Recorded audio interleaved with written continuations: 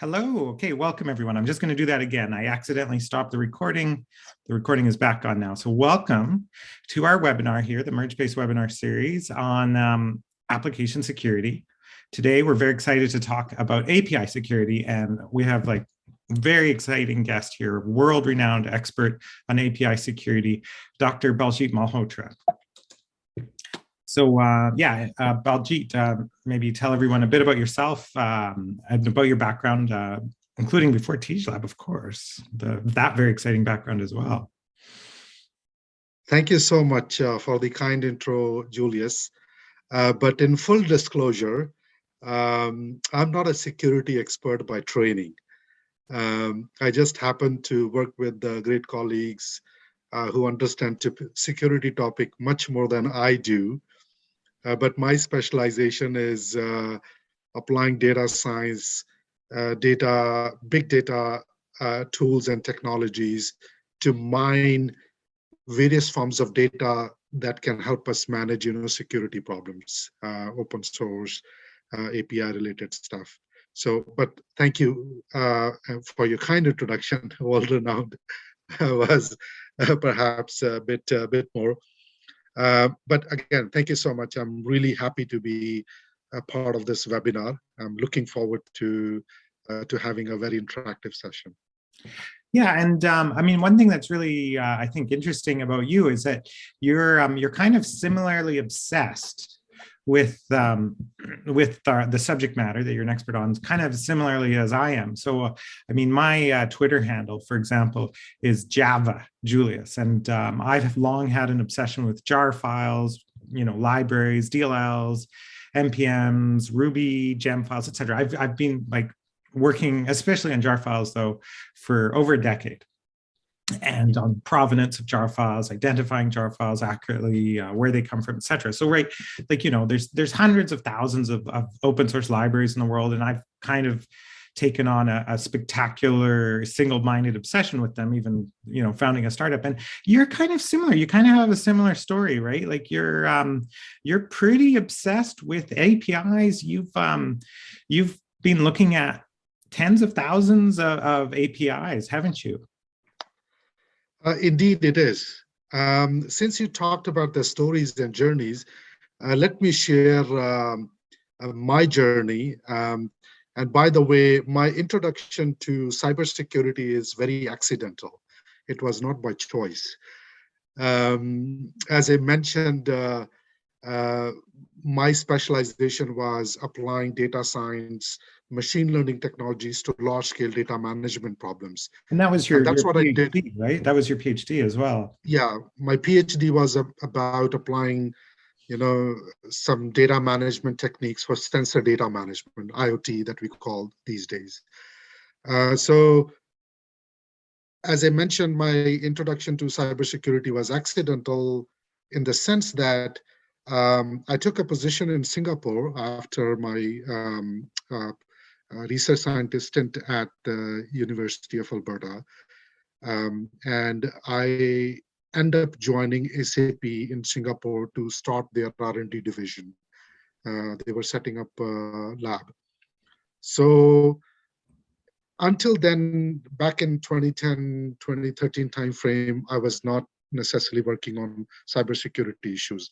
I was mainly applying, these big data problems to harbor data management or IoT or tracking vehicles or ships. But I needed to come back to Canada, and I took an internal position within SAP, and the team was responsible for open source usage across SAP products and services. And as you know, open source was taking the industry in a very big way. I happened to be part of a team that was applying different tools and technologies to discover, vulnerability issues, scan the products to discover open source, find the license, find the,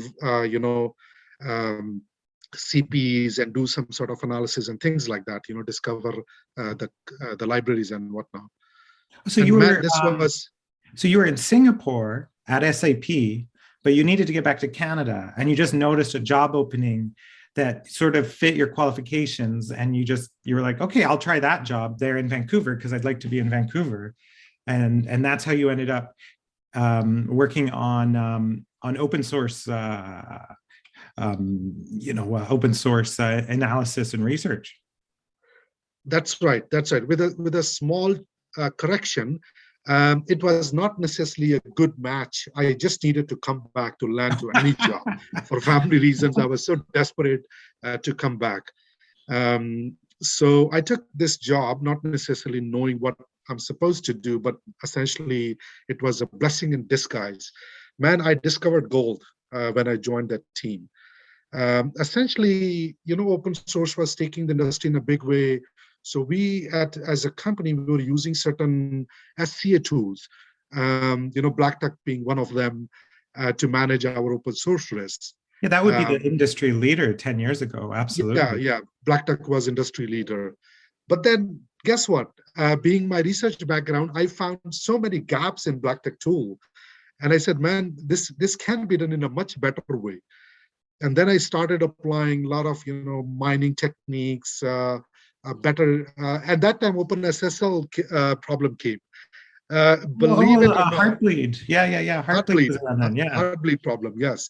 And believe it or not, we couldn't solve that problem for 3 months. Simply, we couldn't even track where exactly OpenSSL was being used in which other products.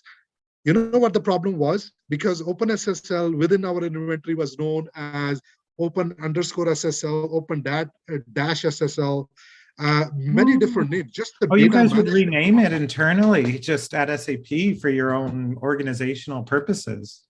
Not only that, but since this was an open tool, many developers across different product teams and services, they would use it, download from somewhere and use it and integrate it. Oh, just bring it in. Disclose it. Exactly, and disclose it to the compliance team differently. So just figuring that out was a huge issue. But nonetheless, we applied certain techniques, and that was my introduction. But again, that didn't stop there. So we started mining NVD data, we started mining sec lists, we started mining a lot of unstructured data to discover security issues. And that was, well, you must have been like Black Duck's favorite end user, like in the world there, just reporting all these bugs, or maybe you're their least favorite user. Well, that's where the interesting thing happened. They said, Baljeet, what are you doing with SAP? You should be with us. Oh, why are you with SAP? Your bug reports are so good. Yeah, so at that time I was doing certain interesting things, of course, were very useful to SAP and our customers and partners. But again, the kind of work I was doing could have been more useful to the whole world. Yeah. Sorry, I just hit my computer. Yeah, exactly. Right. It had a global utility. Yeah, exactly. Anyway, so I don't want to make this my personal story. Oh, no, I think it's fascinating, though. We all have, different stories how we get in, right? And that's a common question, actually. People ask, oh, how can I get into application security? And it seems like, well, a common story is don't start in application security. You'll end up there anyway. But yeah, I wanna wrap up that story by saying that this has become one of my favorite lines when people are looking for inspiration. Security is not only a security problem; it is also a data management problem. A lot of times you are essentially applying, figuring out how to extract information from unstructured pieces of, emails or even headers or responses. You're essentially applying various techniques that could be useful to manage your vulnerability problems. And then, of course, you can apply a lot of data science for, CVE analysis, computing the CVSS score programmatically. Because when you have hundreds and thousands of vulnerabilities, a risk is not about you can solve all of them. The risk is about managing, prioritizing. Yeah. So we're kind of like in an avalanche of data, right? And so big data analytical techniques are become key to really make sense out of it. Yeah, so I think you must be wondering, you mentioned about Teejlab. So that was the time when I started the R&D division for Black Duck. So I created Black Duck Canada. Hey, you were a vice Uh, president. You were vice president of research yes, at Black Duck. I was VP of research at Black Duck. So I That's built the incredible. R&D team, and we did some good work. And then, of course, Synopsys bought us. Yeah. once, once they were bought, it was time for me to transit to Teejlab, Yeah, and no. that's when I started Teejlab. Were you working on APIs at Black Duck at all? Um, uh, More or less, I've been working on APIs for almost a decade. Oh, wow. Um, Yeah, yeah. Okay. So you yeah, are, yeah. even yeah. As I mentioned, software and services needed a fresh approach. When I say software, I mean open source. When I say services, I mean APIs, right? Yeah, yeah, So yeah, we used to call them web services. Yeah, yeah. Like 10 years ago, they were always called web services. I always found that kind of weird terminology wise. So why do we call them web services? Yeah. yeah, so I Um, think my focus has always been on how we can manage these software and services in a better way, manage compliance issues, security issues. And that's where I've been looking into this for last 10 years, even from before Black Duck or SAP as a research topic. well, and that's why I was so excited to bring you here today on this webinar, right? Like, there's not that many people that have been looking at what APIs so thoroughly and so deeply and at such scale as you have there, throughout your career and especially now at Teejlab. So let's move forward. You always have to start with this slide, right? Like the why do APIs matter? I'm kind of thinking by this point, we don't even need the slide. This would be like asking, like, why do open source libraries even matter, right? Like everyone's using APIs, everyone's using software libraries. We know this by now, right? But I'll just make a little quick remark, which is that REST revolution. I really appreciated it as a practicing engineer myself once it arrived. And for me, it really sort of landed around 2013. I know that the REST thesis, Roy Fielding's thesis, I think he published it around 2004, but it really seemed to only take off around 2010. And it really only affected me in my day-to-day job by maybe 2013. But it gave us this architectural division that was more ambiguous and more blurry before the REST revolution, which is we were given front end, back end, right? And then from then on, you could divide all your systems into these partitions, right? Front end and back end. And then the back end started calling other back ends, right? And then that's when things started to AWS was born. Yeah. That grow exponentially, and microservices, but not just microservices, right? Like, you'll have like systems that might be calling like a dozen other systems. They might be calling out to Amazon and Jenkins and Google and Salesforce and whatnot, right? Like all these integrations these days. So yeah, that was kind of my take on why APIs matter. Any comments or additions? Yeah, just to fill some more thoughts in there, APIs have been existing for decades, 50, 60 years of history. Perhaps any computing device has API that is connecting local resources. Even a memory is connected to certain computing devices through APIs. But we are talking about APIs that are available over the web. And since internet took off in a big way, many times these services that were built locally, people found them useful to expose as a functionality over the internet as a service. That's where it revolutionized the world. And more importantly now, since so much data is available, people found that what the local processing can do with my data can also be very useful to other users around the globe. Right, so that's where the combination of service and the data has really accelerated the growth of web APIs, and this will continue to grow. So that's additional thought I wanted to add. Oh, yeah. Thanks. No, it's really key to add this data, right? I didn't really mention data when I was sort of sketching this out, so that's a really good addition.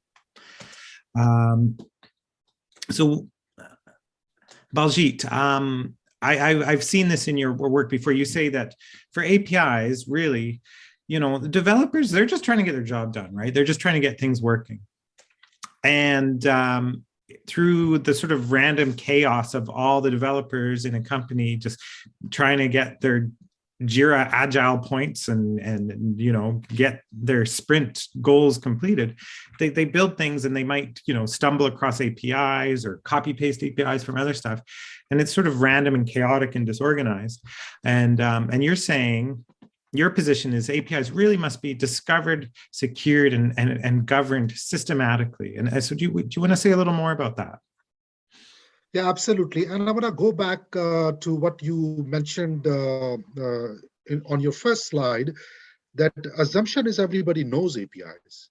But you'll be surprised, industry is waking up to some of the realities that perhaps they don't know their APIs. And that's why discovery is so important. Of course, developers know, but if you ask executive CISO or CIO, do we know all our APIs across our products and services, across different business units? They actually don't know. They don't have a way to catalog, consolidate all their services at one place. It could be internal, external, third party. I'm just talking about all of them, right? And this is a very similar to what we experienced with open source like 10 years ago. If we go to an industry and tell them, look, do you know which open source you use? They will seldomly, they will acknowledge that, oh, we don't use open source. It's not something we use. But then we would go and do a POC and discover all these libraries and tell them, look, this is what you're sitting at. So a lot of enterprises are taking the same journey where they don't know actually their APIs, because APIs could come from open source usage.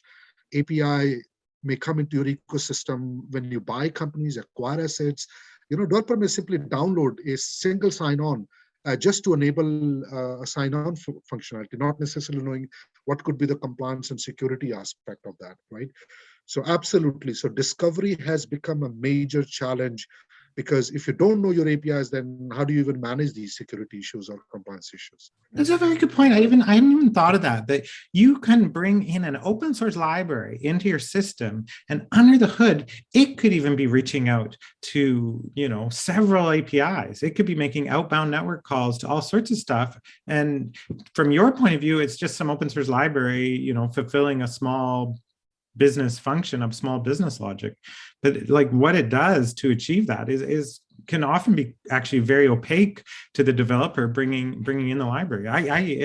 That's an additional factor, an additional way that APIs can be added to your company's dependencies without you even knowing it, without the developers even knowing it. Yeah, really good point. Yeah, absolutely. And that's a big gap, simply because as you said rightly, you may download or use a library for a particular reason, not necessarily knowing these integrations are there.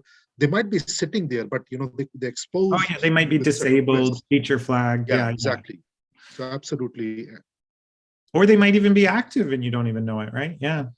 Yeah, and especially considering the fact that 80 to 90% of your software could be open source. So imagine the number or the hypothetical number of APIs could be sitting in your system without even you knowing them is huge. We just published a paper in the Mining Software Repositories conference just like 2 months ago, corroborating that number, 80 to 90%. Actually, we measured a lot of systems, 95% and above. Yeah, open source. Yeah, very close to what Black Duck estimates or some of the other open source management companies are estimating. But that's about libraries. But yeah, back to API. So you were saying you've observed just incredible API proliferation in the industry. Like, for example, in your work, you were saying just, with Microsoft, Google, Amazon alone in 2020, you were saying they have like this many APIs. Like, this seems a little mind-boggling to me. This doesn't actually make any sense at all. Yeah, I'm not sure if Microsoft actually has 60,000 APIs, but what we know is we can touch approximately 1 million APIs over the internet. So I don't know, perhaps Google has thousands, but maybe certainly not 35,000. I'm not sure if Amazon has 30,000, but of course they could have a lot of internal services that are connected through these APIs. So I don't know where these numbers came from. but the overall ecosystems of APIs at a global scale is already into millions public APIs. I'm not talking about APIs that could be behind the firewall. Oh, millions of you've Millions of APIs. Millions. And That's what Teejlab does, right? It goes out and indexes them and sort of remembers them, right? correct. So we have indexed a lot of APIs that way, and we have built the world's largest repository of APIs. More than what programmable web has, more than what rapid API has, more than some of the other organizations may have cataloged. And that was the beginning of our research. That was the beginning of how we started the work, because we wanted to see what's the scale we are dealing with. And the space is constantly evolving, and our 1 million number is perhaps already outdated, simply because every IoT device, every SaaS application, APIs are being born every day. So we could be running into billions in the near future. Don't be surprised with that. But you don't see that population As of yet, no. Shrinking. You don't see it shrinking at all. Not at all. Not at all. Yeah, and by the way, I just want to clarify one thing, Julius. Yes. I'm not talking about just the REST APIs, right? I'm talking about any HTTP-based service. A service that is, it could be SOAP, right? So it is available as a service over the internet. So it could be REST, it could be SOAP, it could be other, scraping, escaping mechanisms as well. Sorry, not escaping, but scraping. Yeah. Oh, and even, okay. Does HTML count though? HTML probably doesn't count, right? If it's probably not. No. Probably so this is all APIs that your team has discovered, not counting things that return HTML. And can you speak a little bit about your methodology there, how you discover APIs? I mean, or is it might be trade secret. So like, you don't need to share if it's secret. I was just curious. Yeah, even if it is a secret, but it's technologically such a challenging problem. It's very hard. It's easy to understand, but very hard to solve, because this information over the internet could be so unstructured. It may be very difficult for you to, even if you find an API documentation page. Oh, like a Swagger endpoint. Yeah, like a Swagger. Yeah. Yeah, speaking of Swagger or Open API definition, not every API has that definition, right? Yeah. Not every API has published their specifications. So there is a lot of unstructured information available on the internet. A lot of this information is embedded in the software library itself, because a lot of times, I will not be surprised, a lot of companies have APIs, but they never publish a report or a portal or a page which describes their APIs, simply because either they don't have a business functionality they want to expose, or they just want to keep these APIs secret for just their customers and partners. Oh, so there are a number of reasons why there could be no documentation at all. So, yeah, and to answer your question, there are various mechanisms we are applying, that is curating this information at a global scale, mining repositories, mining internet web pages, and things like that. I was curious, do you guys like, are you able to get visibility into authenticated APIs at all, or sort of or will it do an auth challenge and you'll just be like, okay, there's an API there, it wants authentication, that's pretty much all we can see right now? Or are you able to probe a little deeper? Yeah, very, very important question. So absolutely, yes. Because if you just see the declaration of an endpoint, that is not good enough. It doesn't tell you what actually this API does. So we wanted to go beyond that. We wanted to authenticate, get access to the API. And a lot of times you need to register, get the account, get the API keys, or some cases, the authentication could be OAuth or JWT and things like that. So we could go behind these APIs as much as we could, but there is a lot of automation cannot be done, because you really need to register to get the key and do that. So I would say we have a lot of information where we can actually authenticate and make a call to the API and actually see what data comes back and forth. Look at the header, look at the response, and other pieces of information. Oh, so there are authenticated APIs in your index. Absolutely. Oh, interesting. That's what make things more interesting. Yeah.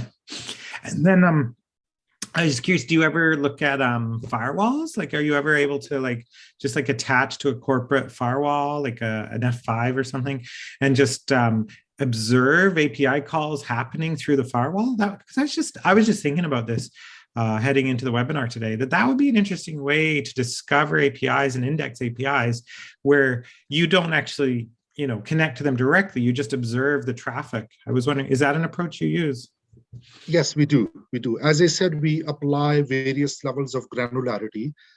Apart from looking at software repositories or portals and pages, we also can scan the network, basically listening to the traffic, and from there identifying whether we can discover evidence that these are API calls and not just the normal HTTP traffic.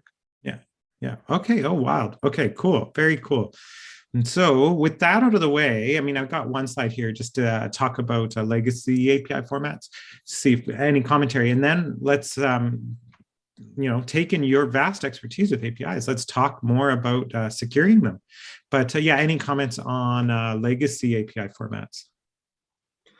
So REST has taken over many of these approaches. And by the way, SOAP is still being used, but I would say relatively it is declining, simply because the flexibility and the some of the security concerns that you may have XML, which is the base language being used by SOAP to exchange data. Oh, it already, yeah, XML itself has a lot of security concerns, doesn't it? Correct, correct. Here, if my gut, or let's do a little for fun.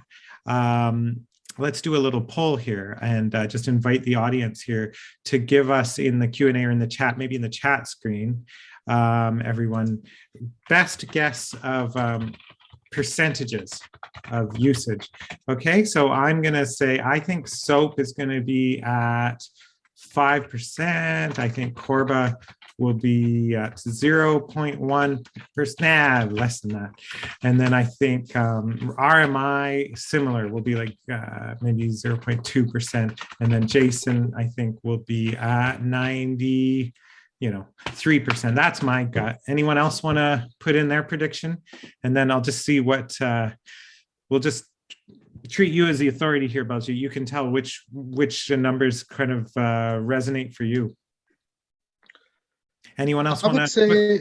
Anyone else?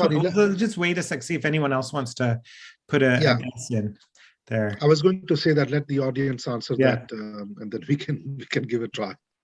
So Tim is agreeing with my estimates.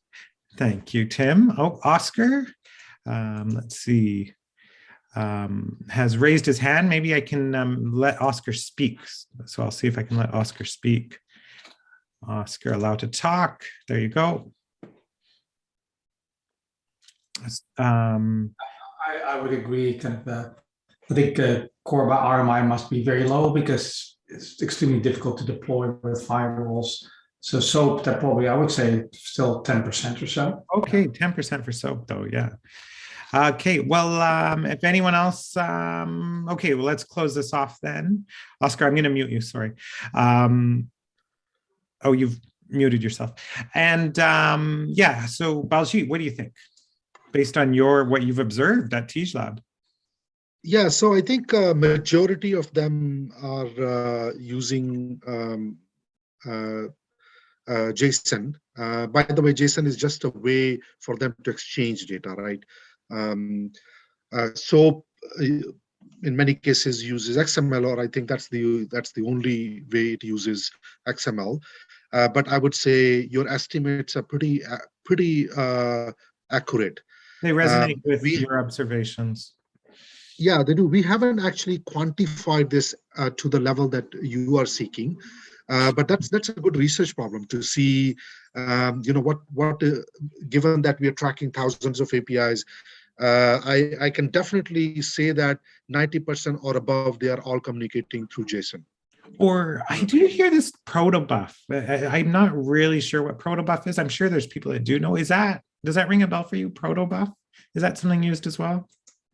I've heard about it, but I haven't looked into quite deep yet.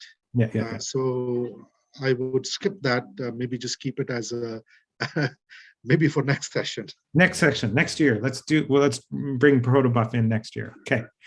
Okay. Protobuf and also GraphQL. I think that's gaining a lot of popularity. I can talk a little bit about GraphQL later. Oh, if that interests GraphQL, any of of the course. audience. GraphQL. Good point. Good point. So securing APIs.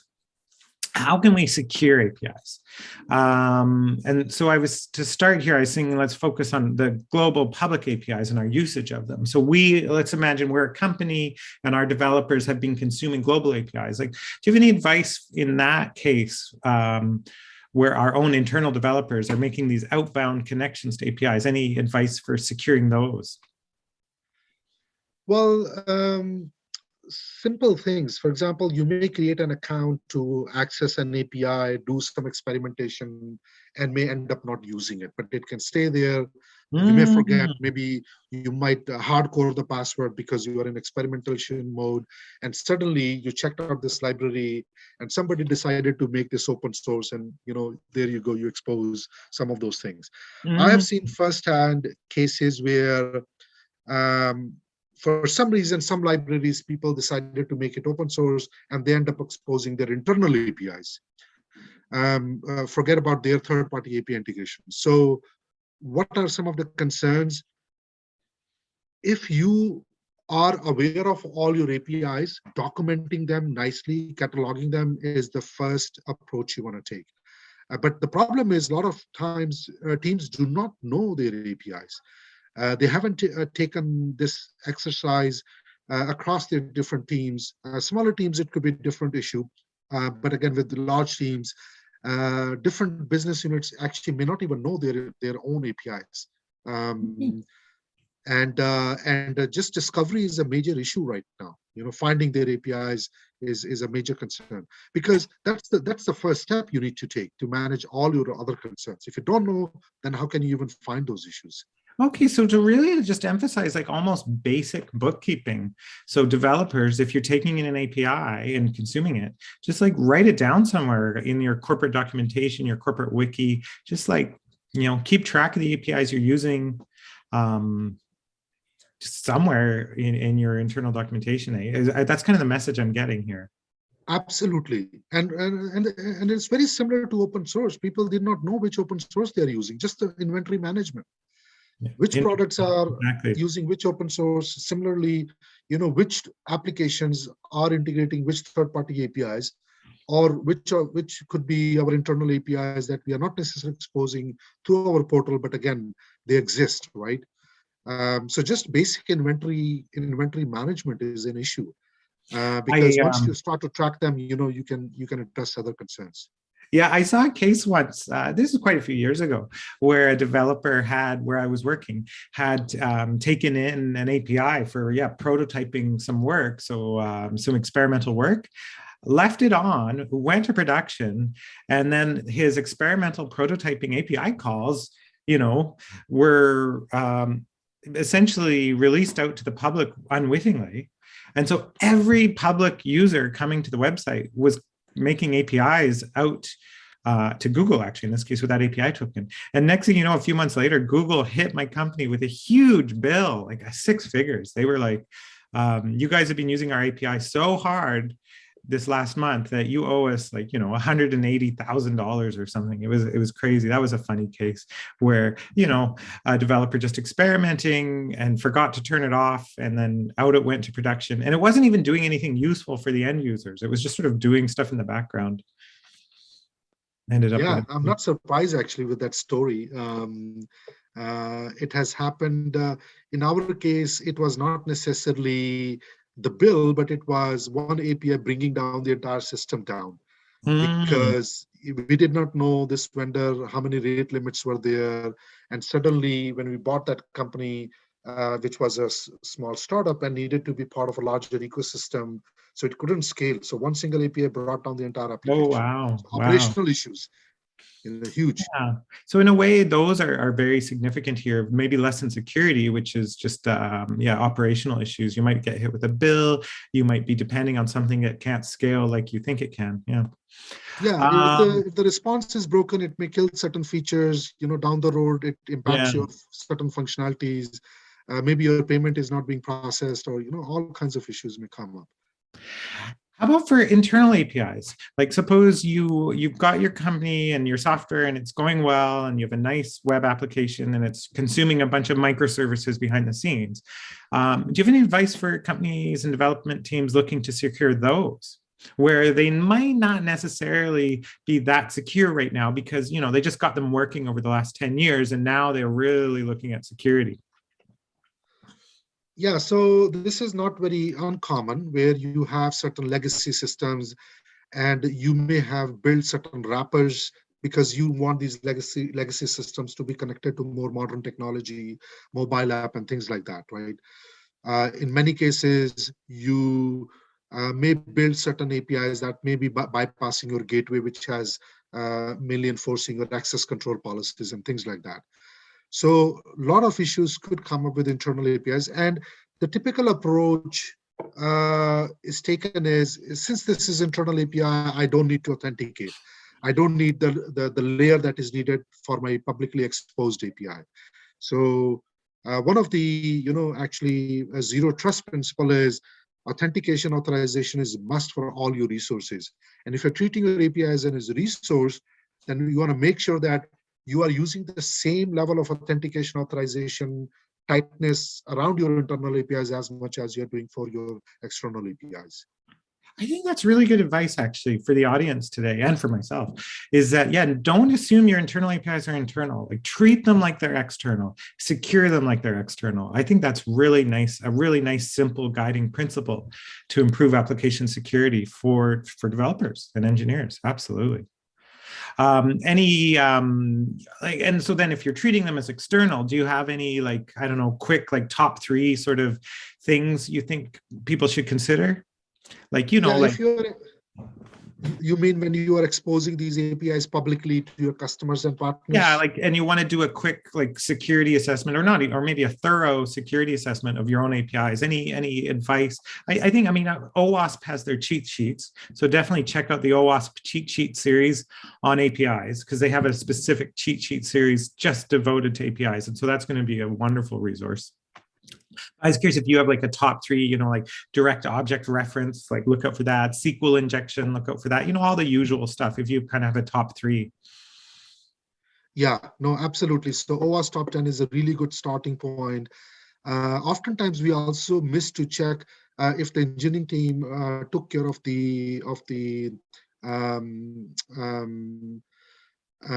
rate limits. Oh, okay. For example, just looking at limiting. Interesting. Yeah. Yeah, just the limit itself. Because let's say if you have built an API and your customers and partners are depending on them. Now, not every gateway which is giving access to those APIs have capabilities to rate limit your APIs. Suddenly, one of the customer is issuing 10 queries per second and has brought down your API because of that, right? So if you don't, so one of the test cases within OWASP Top 10 is looking at rate limit checks.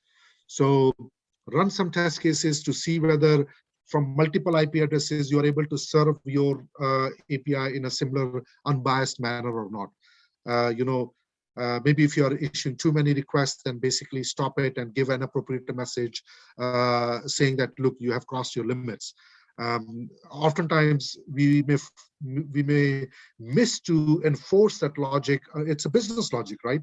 Where you can enforce certain things at the database level, or at the software level, or even at the gateway level, depending on the severity of your API, or depending on how critical it is for your business.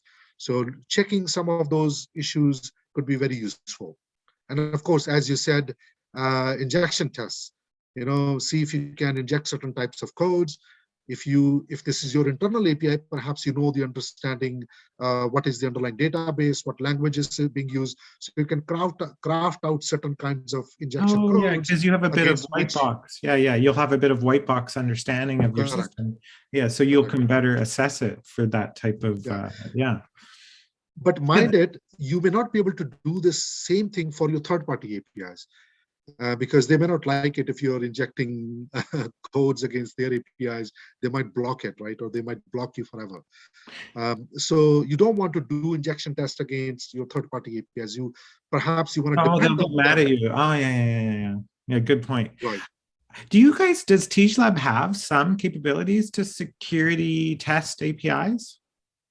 Absolutely. That's one of the, I mean, we don't want to make this as a marketing pitch. Oh We no, want to it's keep it go open. free. Feel free. Like, I mean, you've Sure. devoted your life to this, so feel free to speak about it.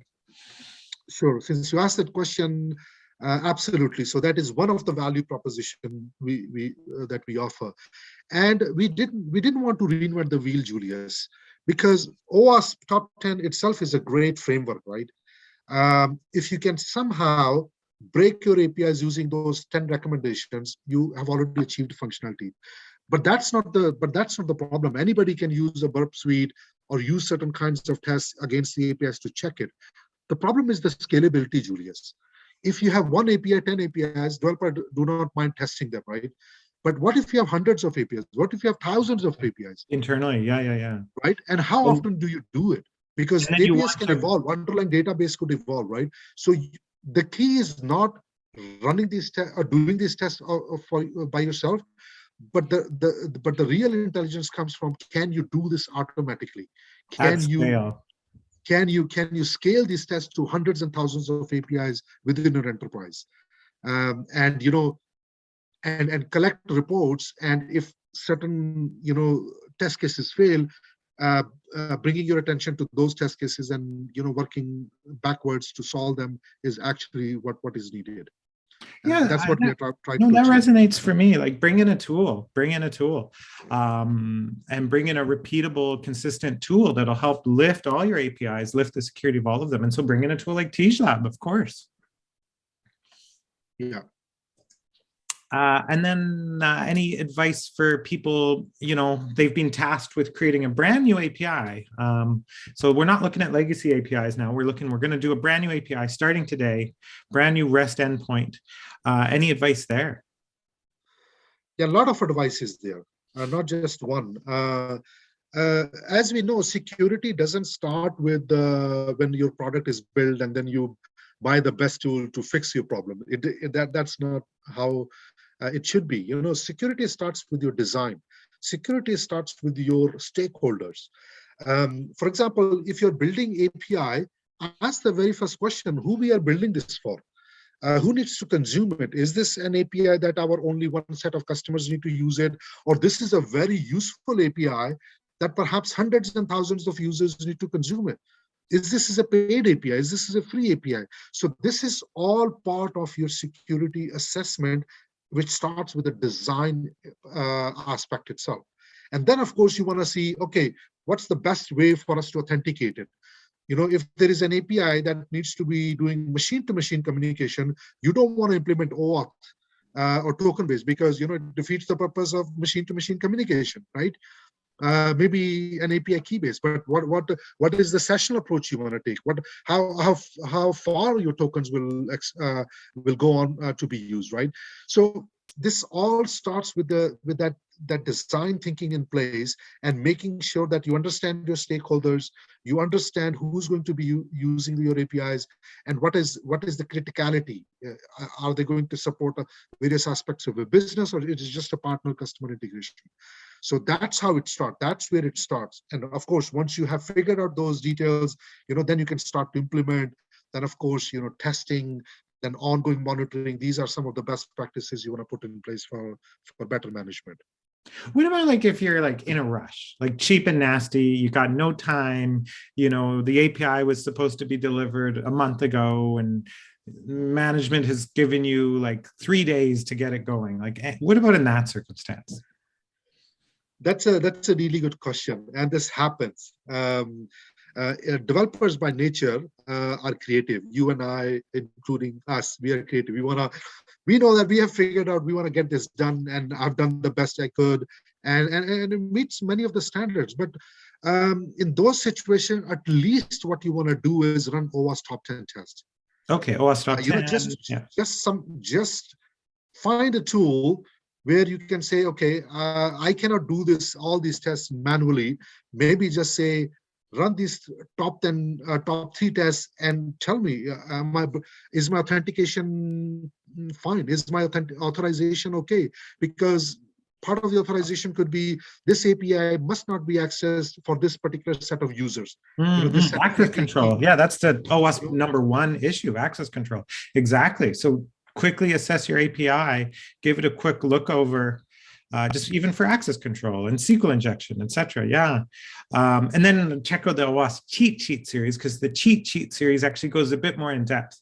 It's hard to say cheat sheets, but the cheat sheet series goes more in depth than the OWASP top 10. So it'll give you a more thorough with a real API focus. So I do strongly recommend the cheat sheet series as well. That's a really good note. So I'm actually looking into that as well. And thank you for bringing that to my attention. I'll definitely check that out. The JSON web tokens, they always get mentioned these days with APIs. You were actually mentioning machine to machine. So my understanding, yeah, mutual TLS is a great way to go with machine to machine. Is it sufficient though? It's not really like it's highly recommended to use mutual TLS, but you don't use it as do you use it as the authentication layer as well? I'm just probably betraying my own ignorance here. Sorry. Yeah, no, lot of APIs use various token-based mechanisms for authentication, and one of the drawback with the token-based mechanism is if your implementation is validating the token by fetching information from the database, it could really slow you down. Oh, okay. And of course, then web-based token is another way, JWT. With the signed token, yeah. Yeah, where you could basically just retain the user information within the token itself, but again, signing it properly to make sure that you can, if somebody fiddles with the header, then basically you invalidate the token. But again, none of these methods are foolproof, right? As you understand, if somebody has stolen your secrets, then of course it compromises. Again, I'm not, as I mentioned and acknowledged, I'm not a security expert, so I think I do not necessarily want to go, perhaps in this meeting, too much into the technical details of one of the particular techniques. Yeah, but again, maybe we can keep it for another session. Okay, and then how about governance? What's your thoughts on governance for, yeah, so I split governance into internal and external. So for internal, in-house APIs. Yeah, so governance is all about, identifying your cataloging your API, identifying stakeholders, identifying your policies, who gets access to what, the entire package that we are talking about. Custodianship is very important. Let me tell you another important point. As the scale of APIs within enterprises increase, you will need processes, tools as part of your governance process. Very large enterprises have open source offices.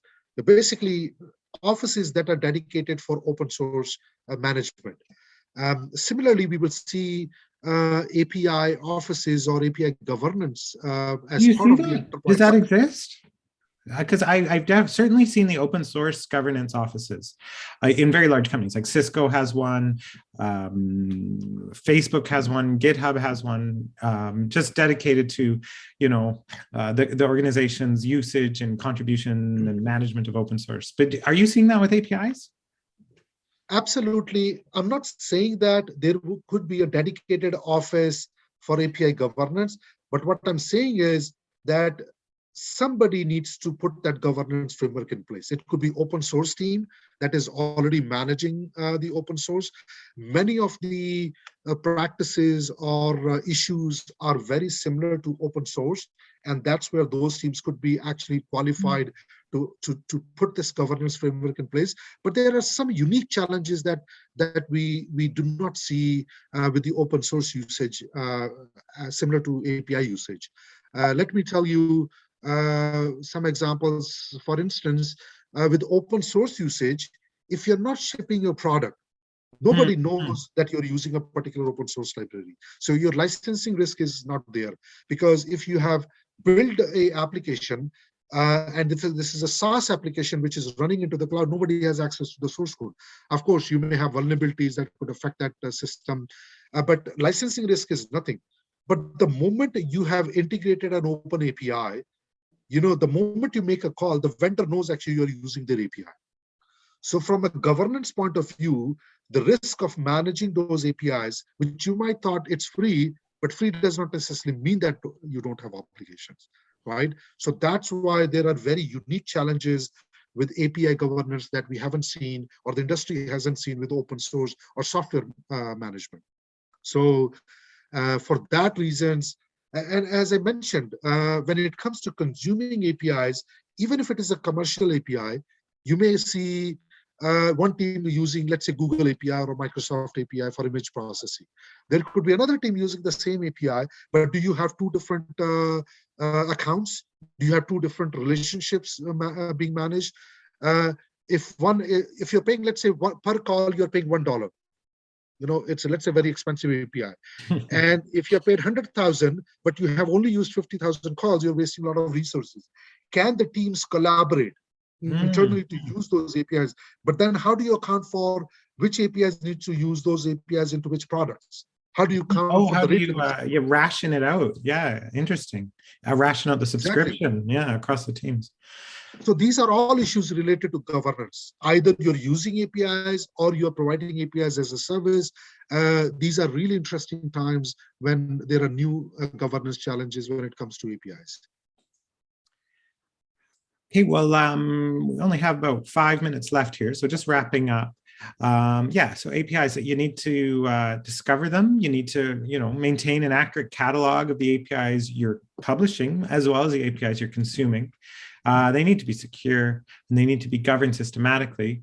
I found this so exciting, so fun to talk to you, Baljeet. At MergeBase, we work on SCA, the open source problem. So we're all about managing all the open source libraries in our systems, right? And known vulnerabilities and license risk and legal risk. And so it's kind of fun just how much overlap there is kind of conceptually between SCA, software composition analysis, and API management and governance as well. Yeah, a lot of overlap.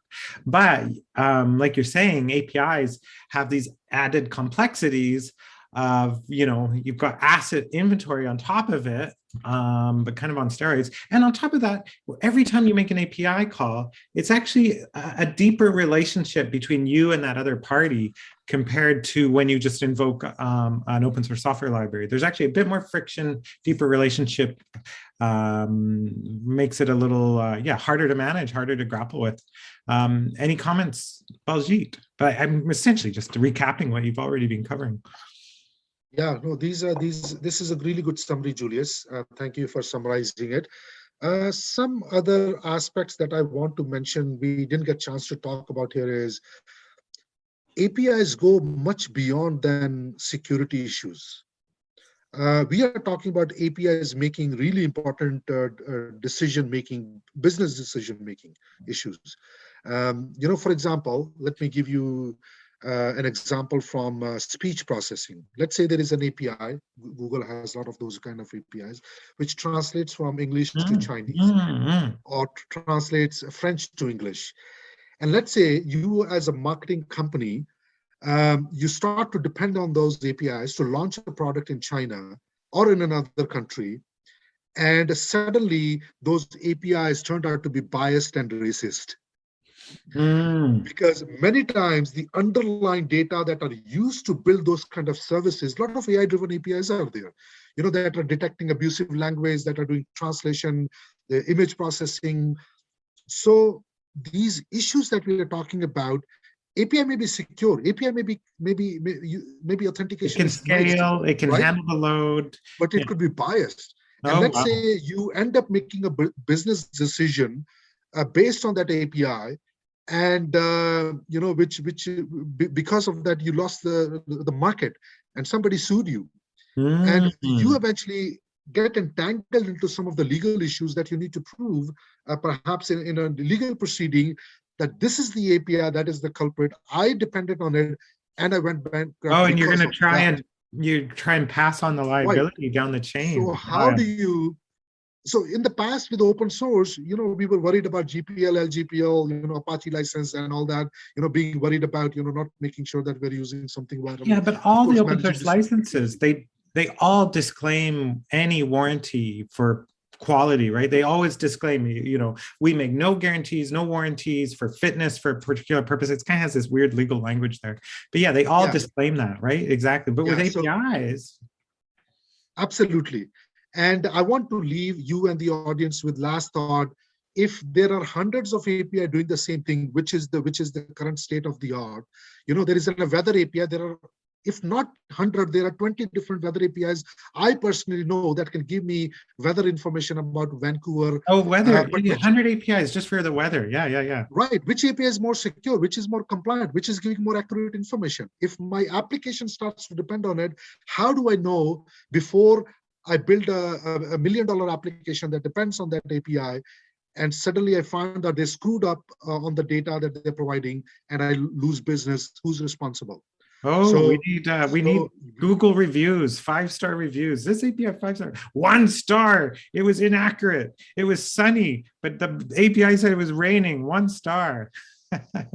Yeah. So